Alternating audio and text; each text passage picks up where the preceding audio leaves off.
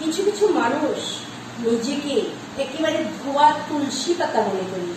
ধোয়া তুলসী পাতা, বেল পাতা, আম পাতা, পান পাতা, দুব্বা ঘাস, এগুলির মতো, এই পাতাগুলির মতো মনে করে কেন জানেন? কারণ এগুলি সব তো দামি জিনিস, পুজোতে লাগে, তাই নিজেকে দামি ভাবে। নিজে যাকে দামি বলে সে তো দামি নয়, লোকে যাকে দামি বলে সে তো দামি হয়, সেই তো দামি হয়। অন্যের কিছু ভালো দেখলে হ্যাঁ দিদি ভীষণ ভালো, এই দুই ঠোঁটের ফাঁকে শুধু মিষ্টি মধুর চাষ, অন্তরে হচ্ছে করলা কালমে চিরতার চাষ।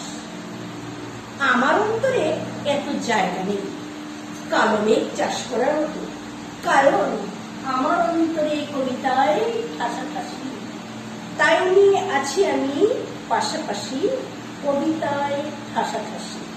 কম্পিটিশনের যুগ, শুধু কম্পিটিশন কম্পিটিশন কম্পিটিশন।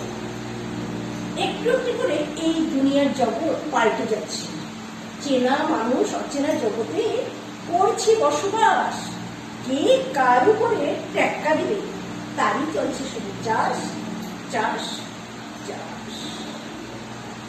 আমল তামল কথাগুলি যদি ভালো লাগে ছোট্ট একটা কমেন্ট, বাই।